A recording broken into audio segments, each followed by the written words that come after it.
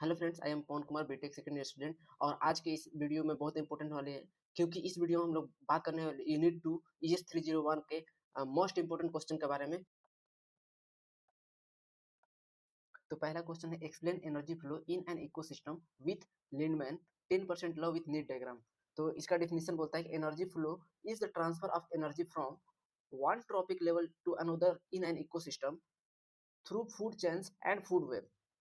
Energy enters the ecosystem through the sunlight and flow unidirectionally from producer to decomposer।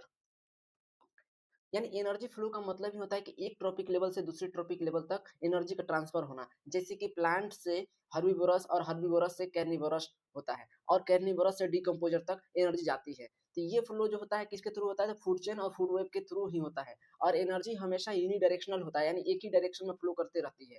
और जो होती है कैसे, तो प्रोड्यूसर टू डिकम्पोजर तक जाती है। जैसे एग्जांपल के लिए आप देख सकते हैं, पहले ग्रास होता है, ग्रास से जाता है, ग्रास ऊपर खाता है ग्रास को, फिर ग्रास ऊपर जो होते हैं ग्रास ऊपर खाता है हम लोग का, फ्रॉग खाते हैं, फ्रॉग को कौन खाता है? स्नेक खाते हैं, स्नेक को कौन खाता है? फिर ईगल खा लेते हैं। ये हुआ हम लोग का यूनिडायरेक्शन, एक डायरेक्शन में फ्लो हो रहा है। फिर इसका नेक्स्ट है ग्रेजुअल डिक्रीजेस, यानी energy decreases at each trophic level. इसका मतलब हुआ कि जो हर ट्रॉपिक लेवल पर एनर्जी कम होती जाती है। जैसे जब रैबिट प्लांट खाता है तो कुछ एनर्जी रैबिट के बॉडी में स्टोर हो जाता है और बाकी लॉस हो जाती है, यानी हर लेवल पे एनर्जी डिक्रीज होती जाती है।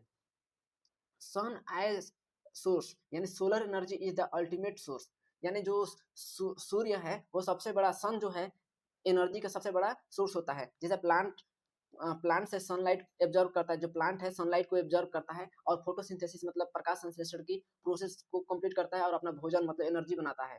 ट्रॉपिक लेवल के बारे में बात करते हैं। Trophic level is the position of an organism in A food chain, यानी ट्रॉपिक लेवल का मतलब है कि फूड चेन में एक ऑर्गेनिज्म की पोजीशन, जैसे प्रोड्यूसर या कंज्यूमर या डिकम्पोजर। यानी ट्रॉपिक लेवल एक ऑर्गेनिज्म की पोजीशन होती है और फूड चेन एक और, यानी ट्रॉपिक लेवल जो है एक ऑर्गेनिज्म की पोजीशन होती है, जैसे फूड चेन में है।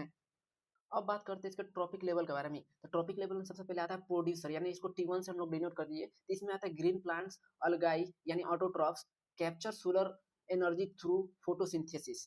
मतलब जो प्रोड्यूसर होते हैं वो ग्रीन प्लांट्स, अलगाई सोलर एनर्जी को कैप्चर करते हैं और फोटोसिंथेसिस के थ्रू अपना फूड को प्रिपेयर करते हैं। जैसे कि सबसे पहले जो प्लांट और एल्गाई होते हैं वो सूर्य की लाइट को एब्जॉर्ब करते हैं और फिर अपना फोटोसिंथेसिस बनाने लगते हैं। नेक्स्ट है प्राइमरी कंज्यूमर, यानी इसको T2 बोलते हैं, यानी herbivorous feed on plants. Example के लिए rabbit, dear, grasshopper, etc.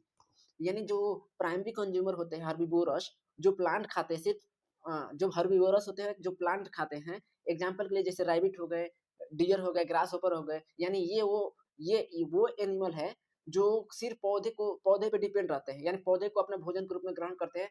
Secondary consumers, यानी इसको T3 से डिनोट कर दिए। तो कैर्निवोरस फीड ऑन हर्बीवोरस। एग्जांपल के लिए जैसे स्नेक, फ्रॉग और फॉक्स। यानी जो यानी सेकेंडरी जो कैर्निवोरस हैं जो हर्बीवोरस को खाते हैं। ये हर्मेसी हर्बी जो सेकेंडरी कंज्यूमर में ये होता है कि कैर्निवोरस जो होते हैं वो हर्बीवोरस पर निर्भर रहते हैं और उसी को खाते हैं। एग्जांपल के लिए जैसे स्नेक है, फ्रॉग है, ये वो एनिमल है जो हर्बीवोरस को खाते हैं, जैसे स्नेक हो गया, फ्रॉग हो गए। अब बात करते हैं टर्शियरी कंज्यूमर के बारे में, यानी इसको बोलते हैं T4, यानी top carnivorous feed on other carnivorous. Example के लिए जैसे लायन हो गए, ईगल हो गए, शार्क हो गए, ये सब जो होते हैं टर्शियरी कंज्यूमर होते हैं। जो टॉप कार्निवोरस होते हैं जो दूसरे पे कार्निवोरस को खाते हैं, ये सबसे ऊपर वाले शिकारी होते हैं, जैसे कि लायन हो गया हमारा, और ईगल हो गए और शार्क हो गए। डिकम्पोजर, यानी bacteria, fungi break down dead carnivorous. Example में लायन, ईगल एंड शार्क। जो बैक्टीरिया, फंगी डेड बॉडीज को, जो बैक्टीरिया होते हैं वो फंगी के डेड बॉडी को तोड़ते हैं और उसको न्यूट्रिएंट सोइल में वापस भेजते हैं। जैसे कि जब कोई अगर एनिमल या प्लांट्स जो होते हैं डेड कर जाते हैं तो बैक्टीरिया और फंगी उसको स्मॉल स्मॉल पार्ट में उसको क्या करते हैं, न्यूट्रिएंट को तोड़कर और सोइल में मिक्स कर देते हैं। तो लिंडमैन 10% लव क्या बोलता है स्टेटमेंट में? The 10% love for the transfer of energy from one tropic level to next tropic level.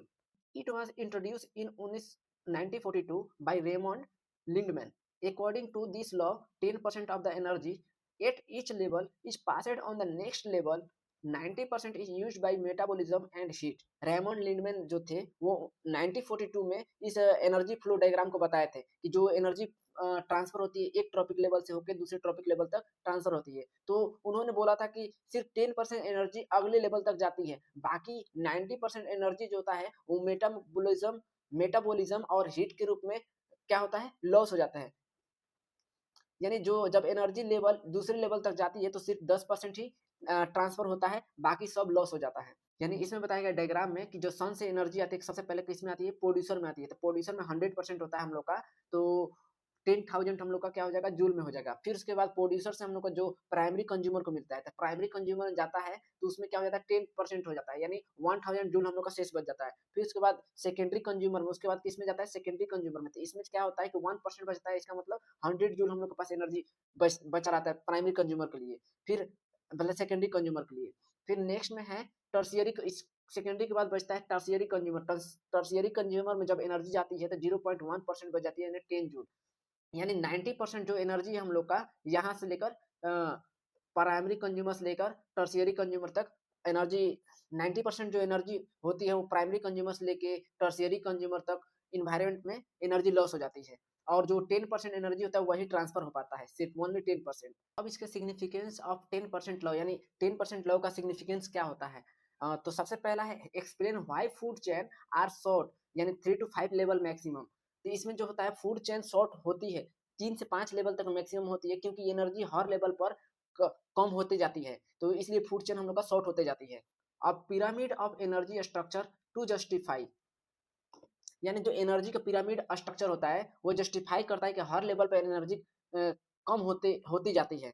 Each trophic level of energy are less, हर लेवल पर एनर्जी कम होने की वजह से जो फूड चेन लंबी नहीं हो पाती है, हो सकती। तो इस लॉ से हमको पता चलता है कि जो फूड चेन ज्यादा लंबी नहीं हो सकती, क्योंकि एनर्जी हर लेवल पर लॉस होते जाती है। अब बात करते हैं कंक्लूजन के बारे में। Conclusion, energy flow in an ecosystem flow, Lindeman's 10% energy transfer to the next trophic level while 90% is lost. Energy का फ्लो होता है इकोसिस्टम में, वो लिंडमैन के 10% लॉ को फॉलो करता है, और 90% जो एनर्जी होता है हम लोग का इसके अनुसार लॉस हो जाता है। नेक्स्ट आता है unidirectional flow creates energy pyramids and limit food chain length maintaining ecological balance. यानी जो यूनिडायरेक्शन में एनर्जी पिरामिड में बनाता है और फूड चेन को लिमिट करता है, तो इकोलॉजिकल बैलेंस क्या होता है हम लोग का, मेंटेन हो जाता है, यानी इकोलॉजिकल बैलेंस रहता है, बैलेंस मेंटेन हो जाता है, होते रहता है।